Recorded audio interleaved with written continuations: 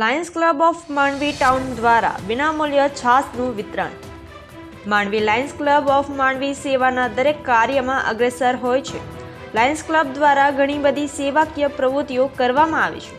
ત્યારે સૂર્યદેવના મહાભયંકર પ્રકોપમાં બચી શકે, ગરમીથી રાહત મળે એવા આશયથી માંડવી સુપડી વિસ્તાર અને બસ સ્ટેશનની સામે છાસનું વિતરણ લાયન્સ ક્લબ દ્વારા કરવામાં આવ્યું અને માંડવી નગરના અગ્રણીઓ પણ આ સેવાકીય કાર્યક્રમમાં ઉપસ્થિત રહ્યા, જેમાં માંડવી નગરપાલિકા પ્રમુખ નિમેશભાઈ શાહ તથા માંડવી નગર ભાજપ પ્રમુખ નીતિનભાઈ શુક્લા, માંડવી નગરના અગ્રણી સંજયભાઈ શાહ, નગર ભાજપ ઉપપ્રમુખ ઈશ્વરભાઈ સોલંકી આગેવાનો ઉપસ્થિત રહ્યા હતા.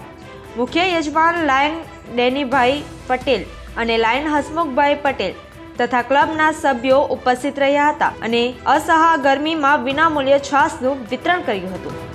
Bureau report, RMG news, Mandvi.